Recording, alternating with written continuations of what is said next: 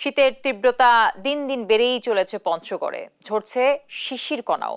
দর্শক, বিস্তারিত জানাতে পঞ্চগড় থেকে যুক্ত হচ্ছেন সহকর্মী রাশেদুজ্জামান বাবু। রাশেদ, নিম্ন আয়ের মানুষের জীবনে শীতের কি প্রভাব পড়েছে কিনা, কি অবস্থা সেখানকার?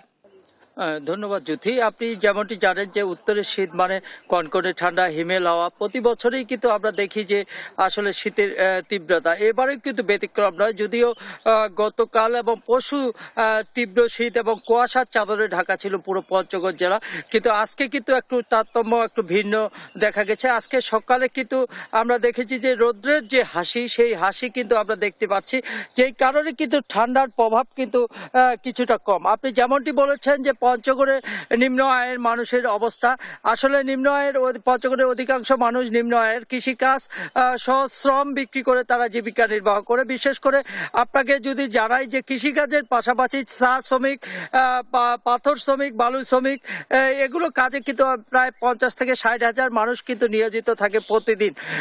তারা কিন্তু খুব বেকায়দায় পড়বে, অর্থাৎ যতই শীতের ঘনত্ব আসবে, শীতের তীব্রতা আসবে, শীতের নিম্ন দিকে আসবে, ততই কিন্তু আসলে তারা কিন্তু অসুবিধায় পড়বে। এর পাশাপাশি আমরা দেখেছি যে রিক্সা চালক, যারা অটো চালক, ভ্যান চালক, তারাও কিন্তু অনেকটা বেকায়দায় পড়ে যায়। কারণ খোলা জায়গায় কেউ বসে, রিক্সা, অটো রিক্সায় কেউ চড়তে চায় না, যেই কারণে তারা ভাড়া পায় না। এদিকে কিন্তু আমরা দেখেছি যে চা শ্রমিকরা ভোর হলেই কিন্তু ছুটে যায় কিন্তু চায় বাগানে, এবং যারা পাথর উত্তোলন করে, অর্থাৎ বিভিন্ন নদী থেকে পাথর উত্তোলন করে, তারা কিন্তু বেকায়দায় পড়ে। এর পাশাপাশি আমরা দেখেছি যে বালু, নদী থেকে বালু উত্তোলন করে, তারাও কিন্তু বেকায়দায় পড়ে। অর্থাৎ শীতের তীব্রতা যতই বাড়বে ততই কিন্তু আসলে এখানকার জনজীবনের একটি অস্থিরতা সৃষ্টি হয়, অর্থাৎ চিন্তার ভাঁজ কিন্তু পড়ে যায়। আমরা যদি বলি গতকালকে এবং গত পরশু, এই মৌসুমের সারা বাংলাদেশের মধ্যে সর্বনিম্ন তাপমাত্রা, অর্থাৎ গত পরশু দিন ছিল হচ্ছে 13.5, গতকালকে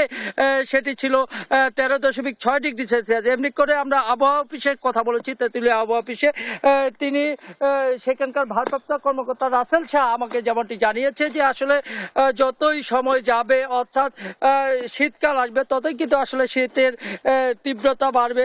এবং হিমালয় যেহেতু খুব কাছাকাছি, সেই হিমালয় কারণে কিন্তু হিমালয়ের হিম বাতাস প্রতিদিন কিন্তু পঞ্চগড় জেলার উপর দিয়ে প্রবাহিত হয়, যেই কারণে কিন্তু আমরা দেখেছি যে এখানকার অন্যান্য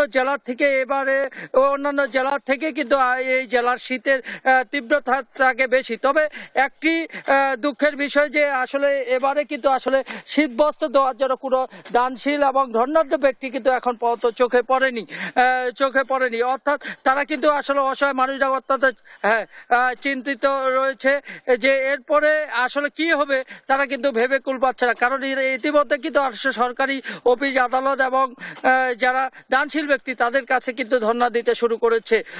অর্থাৎ এই শীত বস্ত্র যদি পঞ্চগড়ে না আসে, কেউ যদি সহযোগিতায় হাত না বাড়ায়, তাহলে কিন্তু মানবিক জীবনযাপন যে পড়বে আর কি, এরকম। এই ছিল পঞ্চগড় থেকে আমার কাছে সর্বশেষ সংবাদ। আমাদের সহকর্মী রাশেদুজ্জামান বাবু যুক্ত ছিলেন পঞ্চগড় থেকে।